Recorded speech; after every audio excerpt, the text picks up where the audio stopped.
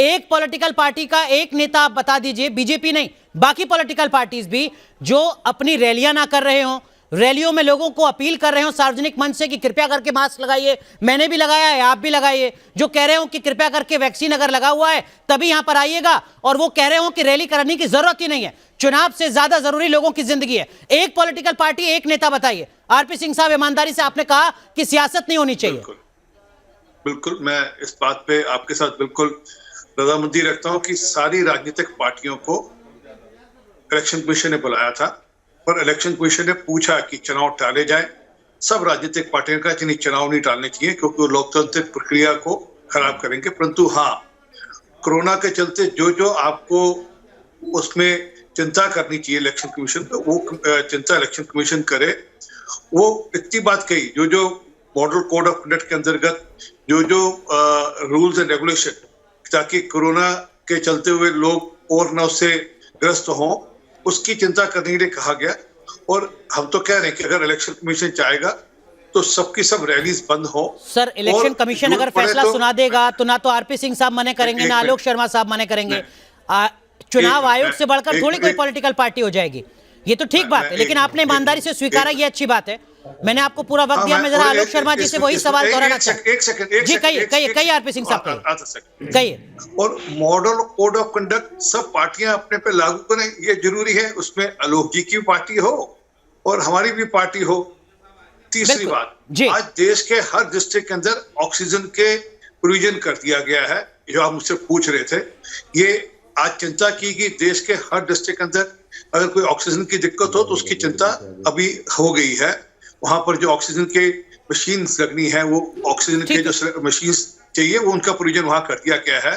और सरकार ये भी राज्य की सरकारों से लगातार संपर्क बनाए हुए है और इसकी चिंता कर रही है कि किस प्रकार से जहां जहां जितने जितने बेड्स की जरूरत है उतने बेड्स का प्रोविजन भी किया जाए। ठीक है सर, लंबी चर्चा है। आरपी सिंह साहब, कुछ आंकड़े अगर आप जुटा सके तो जुटाइएगा, मैं लौटूंगा आपके पास। लेकिन आलोक शर्मा साहब, जो सवाल मैंने आरपी सिंह साहब से पूछा वही सीधा सवाल आपसे, उम्मीद है आप भी अपील करेंगे, यहां पर आप भी चिंता जाहिर करेंगे, लेकिन आपकी पार्टी के नेताओं की वो चिंता जमीन पर क्यों नहीं नजर आ रही? आप कह सकते हैं कि हमने देखे उत्तर प्रदेश में रैलियां रद्द कर दी हैं, मैराथन में भगदड़ मची, उसके बाद हमने मैराथन रद्द कर दी, लेकिन पंजाब को लेकर तो वो फैसला नहीं दिख रहा सर। पंजाब के मुख्यमंत्री तो आज भी बिना मास्क के घूम रहे हैं।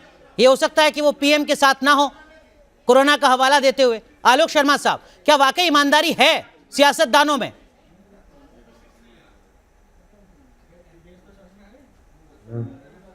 देखिए, मुझे लगता है ईमानदारी होनी चाहिए, लेकिन ईमानदारी ऊपर से शुरू होती है। देश के प्रधानमंत्री के चारों तरफ 500 लोग होते हैं, सब मास्क में होते हैं। देश के प्रधानमंत्री मात्र अकेले बिना मास्क के होते हैं और फिर शाम को दिल्ली में आकर कहते हैं कि 2 मास्क है ज़रूरी और 2 गज दूरी। पिछली बार हेल्थ मिनिस्टर नप गए थे, हेल्थ मिनिस्टर पे सारी जिम्मेदारी डाल के और सरकार भाग के खड़ी हो गई। अभी कह रहे हैं साहब ऑक्सीजन की चिंता है, पिछली बार तो ऑक्सीजन की वजह से कोई डेथ ही नहीं हुई, फिर चिंता किस बात की कर रहे हैं? अभी सरकार की तरफ से एक कोऑर्डिनेशन कमेटी तक नहीं बनी है विभिन्न राज्यों के बीच में, जिसकी मांग बार बार कांग्रेस करती रही है। हम पूछना चाहते हैं, भाई इलेक्शन कमीशन गया, पॉलिटिकल पार्टी से मिल के आ गया, तो पॉलिटिकल पार्टीज अगर लिख के दे देती चुनाव नहीं होंगे तो क्या चुनाव नहीं होंगे? क्या इलेक्शन करवाना पॉलिटिकल पार्टीज के हाथ में है या पॉलिटिकल पार्टीज उनको रोक सकती हैं? इलेक्शन कमीशन भी दो मुहा काम कर रहा है। इलेक्शन कमीशन को चाहिए कि वो हेल्थ डिपार्टमेंट से बात करे, गवर्नमेंट से बात करे, सरकार से बात करे कि आपकी कितनी तैयारी है, कितनी तैयारी और चाहिए, हम कब चुनाव कराएं, कब चुनाव नहीं कराएं। और अगर इलेक्शन टालने का कोई काम है तो केंद्र की सरकार का है, कैबिनेट का है, संसद का है, राष्ट्रपति का है। क्या इलेक्शन कमीशन की सरकार के बगैर कहे चुनाव को टाल सकता है? लेकिन मुझे लगता है कि कहीं ना कहीं इस तरह की एक्सरसाइज की जा रही है। एक मिनट अनुराग भाई, जिनका कोई सर पैर नहीं है। दूसरी चीज, नीति आयोग ने एक मिनट भाई, नीति आयोग ने 3 महीने पहले कहा कि सेकंड वेव आएगी फरवरी के आसपास। क्या तैयारी है? अभी कोई प्रेस कॉन्फ्रेंस है किसी की? हेल्थ मिनिस्ट्री के कोई आंकड़े आ रहे हैं? कहीं पर कुछ नहीं। ओमिक्रॉन आ गया, दिल्ली में आज इतने मामले, आज 1 लाख से ज़्यादा मामले आ रहे हैं अगर हिंदुस्तान के अंदर, तो स्वाभाविक है कि वो पूरी तरह से महामारी का रूप ले चुका है। ठीक है, लेकिन हम जानना चाहते हैं कि पिछली बार तो जब पंचायत चुनाव थे यूपी में हाई कोर्ट ने मना भी किया, इन्होंने सुप्रीम कोर्ट जाके चुनाव कराए। जानने के साथ साथ थोड़ा बताइएगा भी सर, वास्तव में आलोक जी जानने के साथ साथ आरपी सिंह साहब से थोड़ा बताइएगा भी, जो बातें आपने कही उसमें पहली बात जो आपने कही, आपने कहा कि देखिए ऊपर से शुरू होता है। क्या कांग्रेस पार्टी के राष्ट्रीय प्रवक्ता ये कह रहे हैं कि जो बात प्रधानमंत्री करेंगे कहेंगे वो कांग्रेस पार्टी के नेताओं के लिए आदर्श होगा? पहली बात आलोक जी, हाँ या ना में बताते रहिएगा सर। मैं आपसे जो आपने अब तक कहा है मैं वही आपसे समझ रहा हूँ। सबके लिए आदर्श है, ठीक है, मैं उत्तर दे रहा हूँ। प्रधानमंत्री तो कह रहे थे कि वैक्सीन भी लगवा लीजिए। प्रधानमंत्री तो पूरे देश के लिए हर तरह से,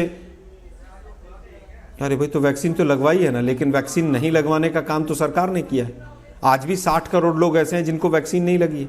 सुप्रीम कोर्ट में इसी सरकार ने एफिडेविट दिया था 31 दिसंबर तक वैक्सीन लग जाएगी। आज भी हम बड़े देशों में 19वें नंबर पर हैं वैक्सीनेशन। अच्छी बात, आपने कहा प्रधानमंत्री कांग्रेस पार्टी के नेताओं के लिए भी आदर्श हैं। अच्छी बात है, ये आदर्श स्थिति तो दिखनी चाहिए। आरपी सिंह साहब आपको धन्यवाद देना चाहिए। लेकिन आलोक जी इसी से जुड़ा एक और सवाल, अगर आपके मुताबिक प्रधानमंत्री, मत मेरे मुंह में क्या कहा आपने? मैंने मुंह में शब्द मत रखिए मेरे में। मैंने कहा कि प्रधानमंत्री देश के प्रधानमंत्री हैं, बीजेपी के नहीं। अगर प्रधानमंत्री, एक मिनट भाई सुनिए ना, प्रधानमंत्री अगर जा रहे हैं बिना रैलियों में बिना मास्क के जा रहे हैं तो क्या, तो आप भी वही करेंगे? मेरा तो ये कहना है, तो आप भी वही करेंगे, यही तो मैं आपसे पूछ रहा हूँ। प्रधानमंत्री आदर्श है कांग्रेस पार्टी के, अगर आपको लगता है कि प्रधानमंत्री सही नहीं कर रहे हैं तो आप भी सही नहीं करेंगे। हमने तो उत्तर प्रदेश में हमने रैलियां बंद की। अनुराग जी, हमने उत्तर प्रदेश में रैलियां बंद की ना, हम आगे भी रिपोर्ट मंगा रहे हैं, वहां पर भी रैलियां बंद करेंगे। आलोक जी देखिए, आप बेबाकी के लिए जाने जाते हैं, आप भी इस बात को बेहतर तरीके से जानते हैं कि उत्तर प्रदेश में कांग्रेस पार्टी हो सकता है चौथे नंबर की पार्टी हो, 5वें नंबर की पार्टी हो, कम से कम पिछले विधानसभा चुनाव के आधार पर मैं ये कह रहा हूं। आपने उत्तर प्रदेश में ऐलान कर दिया तब जबकि बच्चियों की मैराथन में भगदड़ मचती है, बच्चियां घायल होती हैं, उसके बाद आप कहते हैं कि हम अब उत्तर प्रदेश में रैलियां नहीं करेंगे।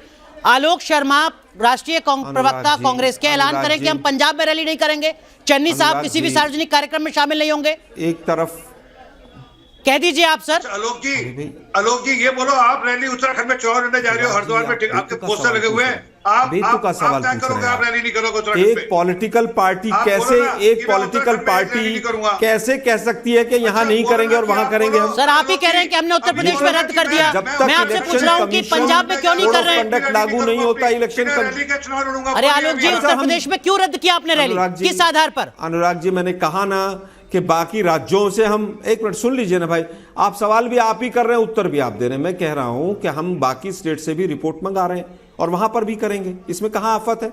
बीजेपी क्यों नहीं करती है इस बात का? ये आप भी जानते हैं कि जब बातों को घुमाना हो तो फिर रिपोर्ट मांग ली जाए, लेकिन मोदी साहब आज भी कैमरा लेकर ये आप भी जानते हैं, ये मैं भी जानता हूं आलोक जी, रॉकेट साइंस नहीं है कि अगर उत्तर प्रदेश में फैसला होता है तो पंजाब में रिपोर्ट मांगी जाएगी। अरे भाई आज भी विपक्ष जितनी बेबाकी से आरपी सिंह साहब ने कहा कि पॉलिटिकल पार्टी ईमानदार नहीं है, उतनी ईमानदारी से आप कह सकते हैं कि हाँ हमारी पार्टी भी ईमानदार नहीं है। दिक्कत क्या है? आरपी सिंह साहब ने तो पहली लाइन में कहा, मैनेजमेंट इनसे इतना पूछिए, ये चुनाव लड़ने जा रहे हैं हरिद्वार से, ईमानदारी की क्या बात है इसमें? डिजास्टर मैनेजमेंट एक्ट लगा हुआ है, डिजास्टर मैनेजमेंट एक्ट लगने के बाद पावर्स किसके पास हैं? अगर केंद्र सरकार आज एक फार्मूला कर दे, एक चिट्ठी निकाल दे तो पूरे देश में रैलियां बंद हो जाएंगी। आलोक जी माफ कीजिए, आपका जो उत्तर प्रदेश पर लागू होता है, उत्तर आप पंजाब पर क्यों नहीं लागू करते हैं, इसका जवाब आपके पास नहीं है।